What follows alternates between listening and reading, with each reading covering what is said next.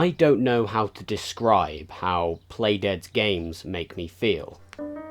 They're creepy, but they're not scary, and their creepiness is really only a small slice of the allegorical pie. They're sad, but they don't really qualify to be an exercise in emotion because they're incredibly cold. The main characters have about as little emotion as a character can have before turning into Ryan Gosling. They're even funny in some ways, in the ways they show their absurd metaphorical structures, but they're definitely not comedies. So what is Limbo? And what is Inside?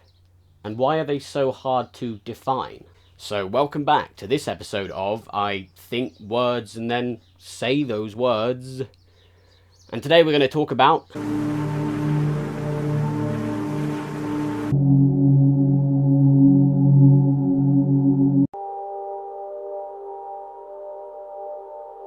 This is the very first moment in Limbo. Everything about it prepares you for what you are about to experience in the upcoming few hours.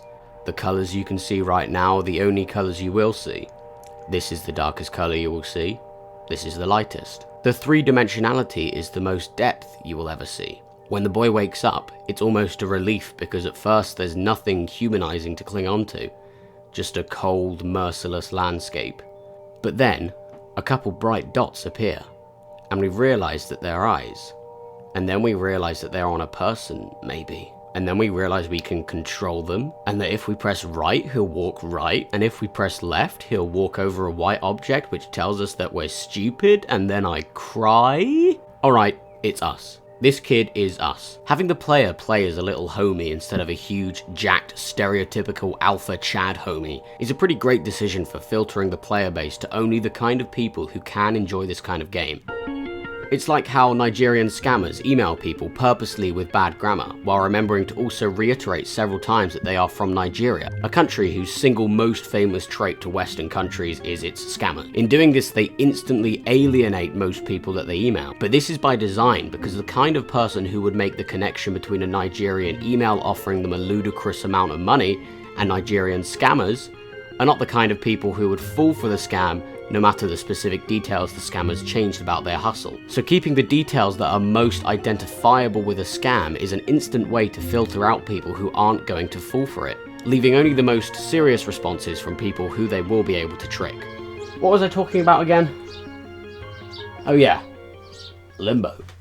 Playdead, in making the main character someone that doesn't fit in with your average video game cool gun dude man trademark archetype, have automatically filtered out the kind of gamer who cares about something as superficial as that, which, not coincidentally, is also the kind of gamer who wouldn't enjoy a slow, methodical puzzle platformer set in a foggy dreamscape. As we move forward, we see some structures like a log or a minecart, and we get to try and fail to decipher the scale of this world.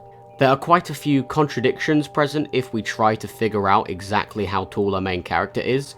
A minecart is about as tall as we'd expect compared to a child, but a bear trap is much bigger, and a spider is much, much bigger. The game laughs at our brain trying to rationalize the world, which may be the first indicator of what Playdead wants us to feel while playing. Maybe it's all a big practical joke. Okay, so maybe Limbo isn't an epic prank. Stop the prank! Stop! Maybe it's more like a nightmare. This isn't a particularly uncommon take. I think part of what gave Limbo its critical acclaim was the dreamy-like state it imposed on the player. But I would go a step further and say that both the game in a meta sense and the in-game world in a lore-based sense could not exist without this nightmarish quality. And therefore the nightmarishness is core to the experience, and therefore Limbo is a nightmare, and has to be a nightmare. Let me explain. Playdead is a Danish development studio who produced Limbo, which was conceived in 2004 by Arndt Jensen, who was dissatisfied by the corporate structure at IO Interactive. Maybe the concept of Limbo came about from the frustration of a capitalist structure unconcerned with the people who keep it going. Maybe it came from the troubling world events of the time, such as the crashing of Flash's Airlines Flight 604, or the murder of over 330 civilians in Iraq and Spain via strategic bombings, which made geopolitical relations seem impossible and brought the impending nuclear apocalypse one day closer each day at a time. Maybe Limbo is a manifestation of the nightmare of the real world, the nightmare of of Limbo exists solely to torture the player. There's a secret area that you can only find if you wander blindly down a pitch black corridor that really feels like you've accidentally stumbled across something you're not meant to see, as there is almost no light at all, and so you have to navigate purely using the echoey, surreal sounds of this blasphemous cave you've violated by entering. But this brings up the question that if there's an area that's decidedly not designed for the player to comprehend, does that mean that the rest of the game is? Limbo is focused and made for the boy traversing it. A world that is the worst possible incarnation of fear and unknowable danger exists only to put the player through it. And in that sense, Limbo is identical to a nightmare, because a nightmare is a constructed reality whose only purpose is to torture the subject. The nightmare comparison goes way further than just the world design, into the mechanical design as well. You come across a platform attached by chains to a vertically moving piston controlled by 2 buttons. The grimy haze between the bars is thrice your height and becomes no smaller when the crackle of electricity brings the structure humming into life. You realise the goal of the puzzle is to drag this box to this point in order to gain enough height to grab a dangling rope. But in between the elevator and the rope there's a platform whose centre is on top of a pivot, which makes it impossible to pull the box from one end to the other. A film of noise clouds your thoughts as you piece together that you can move the bottom bar of the elevator left or right, after which it will quickly and comfortably swing back into its original position. You can't swing the platform from one way and then time the lifting of the elevator to hold the pivot up from underneath, because it acquiesces to go even a small distance, let alone all the way over here. You try anyway. You fail. A dim light bulb manifests itself over your vulnerable black frame as you realise that you have to move the bottom half of the elevator over to one end of the pivot platform, which will then hold it in place while you push the box over the hump and to the dangling rope. It feels tenuous in your weak hands. You struggle up the rope centimetre by centimetre, and then shuffle further into this squalid tomb. The puzzles in Limbo aren't hard really. They're no opus magnum puzzles, but they do require you to utilise your surroundings in unique and interesting ways. And as they introduce more out there and crazy concepts like enormous rotating structures or gravity changing switches, none of the scenarios ever escapes the ability to be described like a scene from a Cormac McCarthy novel. Every moment feels pathetic and futile, and maybe that's the purpose of Limbo. The puzzles are always designed to have some kind of eureka moment, just like in any puzzle game. But that moment is just to the service of things getting worse. A puzzle solve means you have to lose more of yourself to this world. Progressing and therefore getting better is rewarded by having more of your soul destroyed. I wonder what that reminds me of.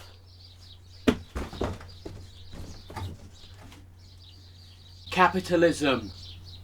Are you bringing politics into my nuanced discussion of a video game?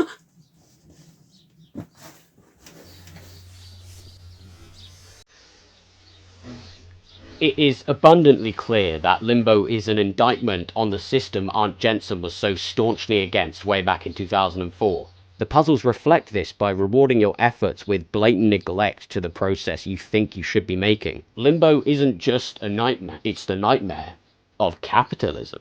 I touched on this briefly in a past life, but I love it when game worlds present something completely alien and unlike our current reality, or even within the frame through which we understand what a reality can be. Later Alligator presents a universe where rules are only made to be broken in the most whimsical ways.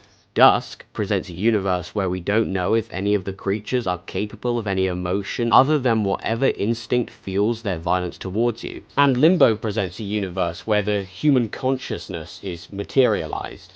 In the first frame of Limbo, we see exactly what we will continue to see for the rest of the game. It never gets better, even when it seems like it will, or it should. The character, and by proxy the player, is plunged into a mode of being fundamentally incompatible to the human experience, and yet also fundamentally closer to the capitalist experience. And in doing so, the humanity has no choice but to evaporate. So that is Limbo. A sacrilegious, abominable, disheartening, melancholic dream about the world at large. No matter what we do, we will never be more than servants of the mechanistic powers that be.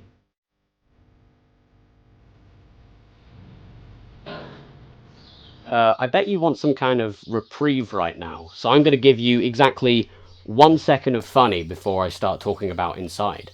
An arguably even more depressing experience than Limbo. Okay, ready?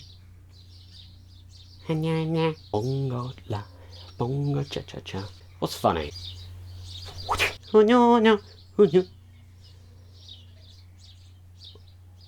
Was that funny?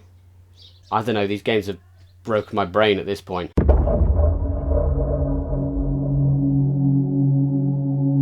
Inside begins very similarly to Limbo. A forest, a moment of silence, a child appearing. An important and key aspect of Inside is its colour palette. It's muted but not completely desaturated. There are flashes, bursts of colour, and the more subtle visual tones change throughout the game. We start in a forest, but there's no green, only a deep cold blue-grey and ruthlessly dark black. Again, we control a small child, a black canvas onto which we can infer anything about, but whatever emotions or personalities we imbue onto this character don't matter, because the world of Inside is based only on instinct and survival. There's some kind of force that's always against you in this game, and it's not always quantifiable. Here at the beginning we can trick ourselves into thinking that the enemy is just some men and dogs, who are chasing us not for a known reason, but probably also not for an unknowable reason. Who knows what this kid did before we find him in this forest? Maybe he did something to piss these people off. Maybe he threw a flaming bag of poop through this guy's window. Maybe he turned off this guy's dad's life support. Maybe he flushed his shirt down the toilet out of anxiety and so has to paint on a shirt and nearly jeopardize this guy's health inspection as a result. What are you doing? I'm painting his shirt. The point is, at this stage, we could very well have a story that could happen in our own world. And so, unlike Limbo, it attempts to ground us in fear and desperation and a myriad of other emotions every human has felt. The problem solving you have to do here is instantaneous and reactionary. There's a rock. If you don't jump, you'll die. There's a man keeping watch. If you don't pause for just long enough, you're gonna die. If you pause for too long, you also die. The design is anxiety incarnate, and it works perfectly for both getting you in the main character's headspace and making the world feel real. Everyone has, at some point, felt as though there's something just out of mind ready to trip them up if they're not careful. But the key here is that all the obstacles are foreseeable and make total sense in the context of a forest. But then the scope widens, slowly but surely, into something much wider than we could possibly pass. We stumble across a farm with hundreds of dead pigs. Pigs line the paths, pile onto carts to the point of overflowing, and crowd entire buildings so much that the floor is invisible. Here is the first time it becomes clear that the problem isn't with something you or a small group of people did. The problem is with something else. Something far bigger than you. A whole herd of pigs doesn't just die spontaneously. Even most things that could cause this scale of death, like a disease, doesn't line up bodies and pile them onto carts. A consciousness would have to do this, a decision would have had to be made. And why? That is the lingering question as we make our way through this area. And I think we actually get an answer in a subtle way. As you're playing through Inside, it can almost be segmented into chapters. Yes, I know the game has chapters in the menu, but the kind of chapters I'm talking about span a lot more time than those. The entire woods segment is the first chapter. The farm is the second. The reason why this is important is because I feel like there's a certain message or reason why each of the areas exists why they do. There's a mini thematic story with each location. On the farm, this is told first by showing you many dead pigs, and then by having you use this machine to access the path ahead. The machine works by inhaling baby birds and spitting them out of its spout, which in this case is used to push a box off a beam. Luckily the birds survive this ordeal, but the twist here is that they start nowhere near the machine. You have to lead them over there in order to exploit them to continue along the path. You use them for your own purpose and then abandon them. This is also exactly what happens when you find the only pig left alive, fueled entirely by a parasite whose only purpose is to turn it into an enraged husk. You use him first to break open a door, then to reach a device, and then you abandon it, leaving it dead on the ground. This is what happened on a larger scale to the farm in general. It was used for a yet unknown purpose and left to rot. You did this exact thing. You continue to do the exact same thing for the rest of the game. So that brings forward one of the central questions of Inside. Are you any better? The inciting incident of The Last of Us Part 2 involves someone you love dying by the hands of someone else, which is then assumed to be someone that you hate.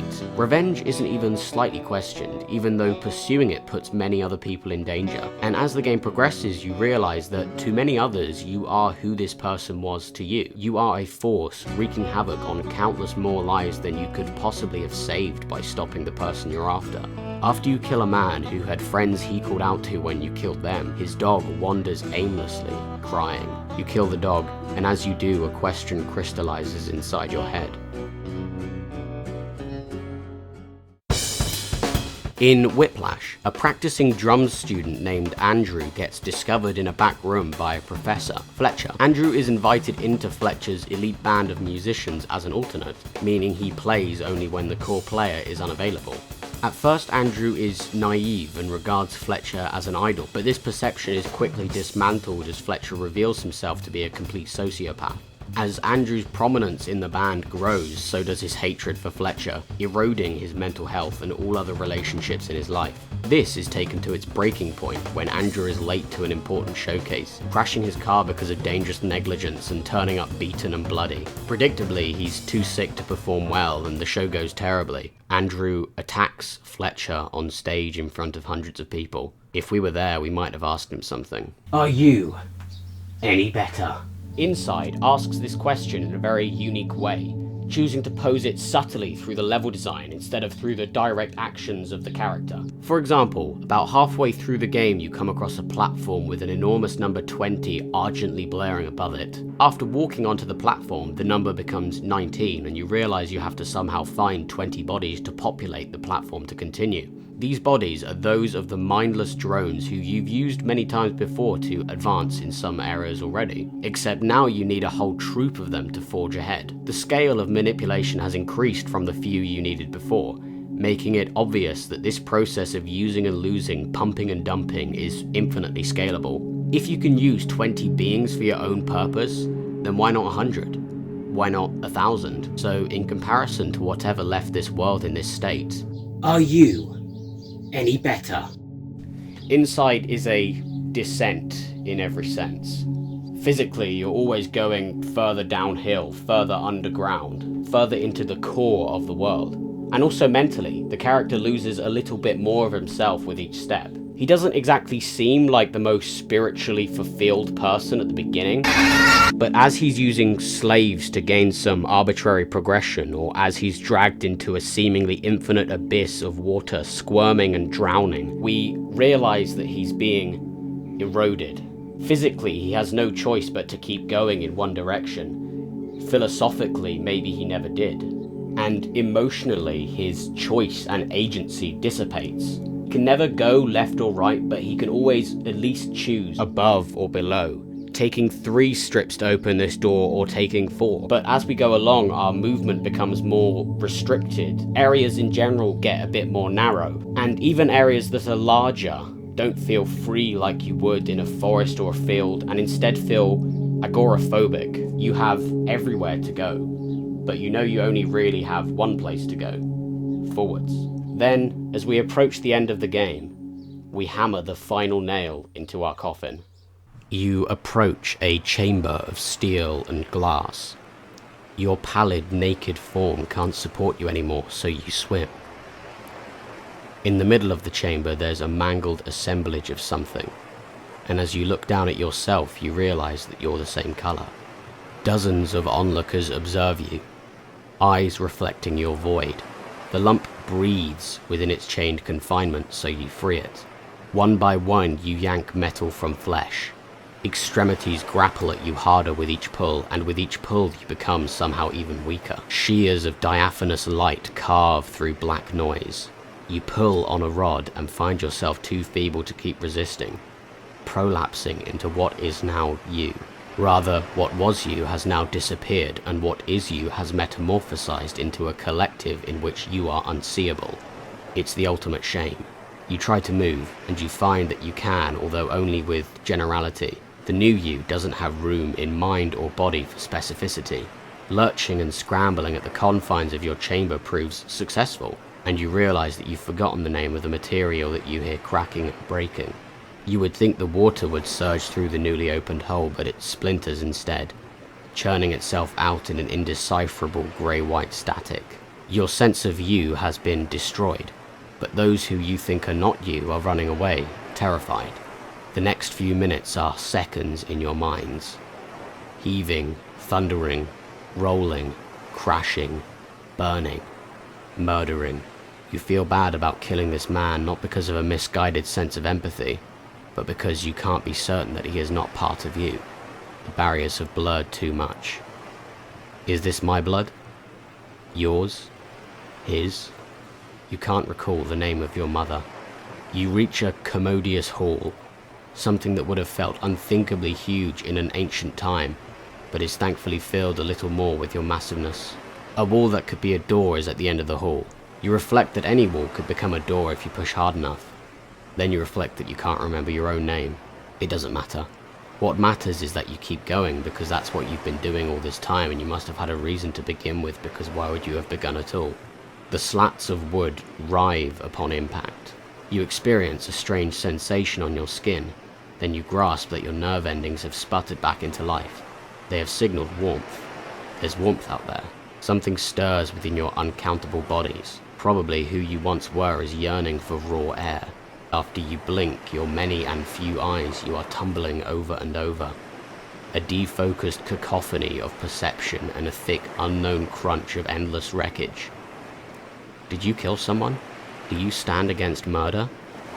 You close your eye to hide from this sensory overload, and you see a xanthous yellow color emerge from a mysterious duct. You open your eyes and realize that you can't or won't move. You don't know the line between can't and won't. Waves of shimmering grey give way to yet more bluish grey. Shapes have no name except the colors that you can still remember. Peach, white, black, grey. You still don't move. You're not sure if you're dead.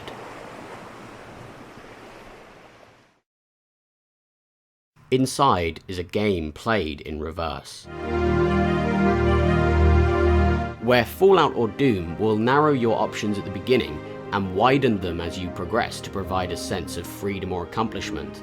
Inside provides a glimpse of that freedom at the start, and then slowly dismantles and destroys this by the end, literally morphing you into a faceless, pained body of countless unknown individuals. This is reinforced by the secret ending, unlocked only by collecting every secret scattered throughout the game. Getting these secrets requires you to push your constraints to their limits. For example, for this one, you throw yourself into a box you can barely see in the shadows. It almost feels like this stuff is meant to stay hidden, because unlocking all of them opens this enormous alien ship, which in turn lights up a dot on the map of your descent. The second secret. Going back there reveals a door with a tri-directional lever. Now, I have no clue how you're meant to figure out the combination of this lock yourself. It is up, up, right, left, right, right, right, up, right, left, left, left. Going through the door reveals a room, with a computer far off in the background. The device is connected to many of the wires that you've used to connect to other vessels throughout the game, implying a level of connection and probably understanding that you haven't seen before. There's a plug in the corner, and when you pull it, the screen goes black. As you look at your own confused face in the black screen, the game restarts.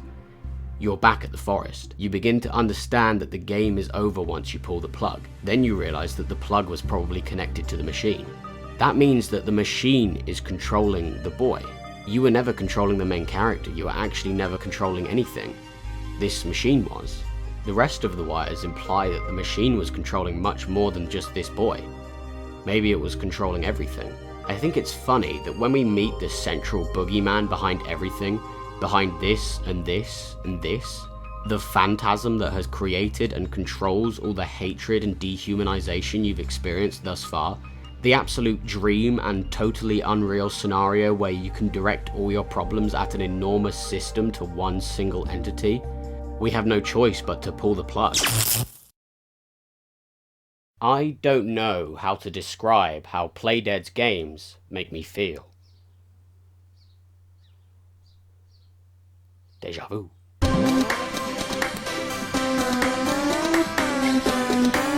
So, this video has been incredibly doom and gloom. Did you hear earlier when I used the phrase squalid tomb? But I think it's important to reiterate that Playdead's games aren't just that. And although they're tonally similar, there are a cornucopia of differences between them that serve to provide different goals between each game. I'm going to go as fast as this incredibly slow-paced video lets me to explain these. As you can see with your cornholes, Limbo is completely black and white, with hazy greys in between, whereas Inside has muted colours of mostly desaturated blues. In Limbo, the colours add to the abstract nature of the whole thing, along with the confusing scales and motivations, which is important to the feeling that you are in the clouded hallucination of a man frustrated with the status quo. In Inside, its colours provide a shade of realism, not photorealism, but just the sense that what you're looking at is a tad closer to real life than what Limbo portrays. A forest looks much more like this than this. The reason for this realism is to strip away some of the artifice built up by Limbo, and allow the emotions of the character to be communicated as best they can be, considering their lack of facial expression. Limbo is 2D. Kind of. You see the game purely from a side-on perspective, but there's still a lot of depth in the objects shrouded in the fog. Still, it's a lot more 2D than Inside, which is more similar to the Trial series with its dimensionality. Speaking of a trial, I personally found Limbo to be way more difficult than Inside, although I might literally be, how do I say this without being problematic? Fucking cockney, dude. The puzzle in Limbo I described ages ago was one that took me literally half an hour to do on my first playthrough, and there was also a puzzle towards the end that I couldn't figure out how to do for almost an hour before remembering that I could walk left. This isn't to say that Inside isn't also hard. Even on my at least 4th playthrough, I just couldn't figure out how to do this bit, so I had to Google it while recording footage. In both games, this is good for making you feel unwelcome because a single mistake will almost always kill you, although checkpoints are very forgiving, so it's not frustrating. Playdead's games aren't exactly hard as balls. I think I'm just dumb as nuts. Both games are of similar length, but there's a slightly different flow between the kind of interactions you have with the game world. For example, in Limbo the focus is more on simple traversal. How do you get up here, through here, or in here? But in Inside there is almost constantly some kind of foe, whether it be a man or a subsurface monster or men in general, which moves the onus more onto living things that could choose to act differently. But let's be honest, it's not much of a choice. I'll either join the corporate supergiant or join the pigs on the farm. Interestingly, this is the exact thing that happens to you at the end, but I've already talked about that in my own incredibly pretentious way. Simply put, in Limbo, the world is fucked, but in Inside, living things are fucked. This is the central difference in thematics between the two games. In a way, Limbo is truly hopeless. It's a bitter and unknowable land where everything is out to get you and no change is ever within reach. The only option is to hide or sometimes to kill. But Inside is almost sadder in its own way because it's just enough tangible that change could be possible if the right people wanted to enact it. Obviously, we don't control one of these people, so we just have to deal with the fallout of someone else's conscious decision. Knowing that something could be done to make your situation better, but also understanding that you have no power to do this, and those who do just aren't because they either don't care or have a vested interest not to, is almost sadder than a world where there was no semblance of hope to begin with. It's insulting knowing that someone, some consciousness either hates you or even worse, thinks nothing of you. That's pretty doom and gloom. Fuck.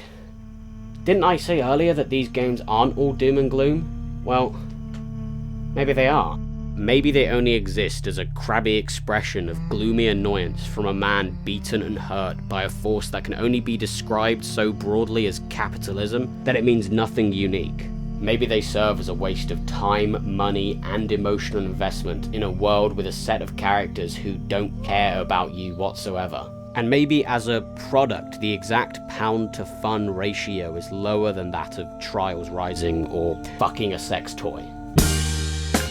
But if these were the only notable aspects of these games, then they'd be no more well known than, say, Gary the xenophobic atheist from Slough, or the worst film ever made, Amores Perros. So I think what's missing from that description is the human core, the not-so-hopeless centre of Playdead's games. There's a moment near the beginning of Limbo where you step onto a boat and sail out onto a small lake. As you move through the water, the camera slowly zooms out to dwarf your character in the frame, and you realise how empty and pointless the world is without you. Without some kind of vessel just human enough for the audience to attach themselves to, this whole thing is just shades of black and white. The boy being the way the boy is with his strange kind of innocence is what brings life into the game. There's a reason why director Alejandro Jodorowsky tells us to zoom back camera at the end of The Holy Mountain, to prove that the human element is the only thing that matters.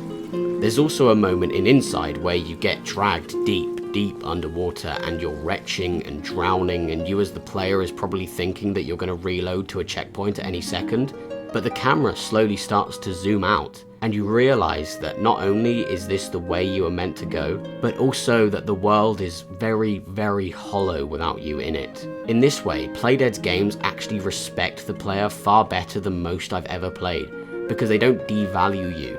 They present you as the bastion of humanity, the only example left. Not a perfect example, mind you, an example that goes through many ups and downs, but an example nonetheless. And through that, any questions of product value or cultural placement almost become irrelevant. And that's pretty cool. It's also pretty cool. Yeah, we're friends now, actually. He's pretty cool. He sucked my cock the other day.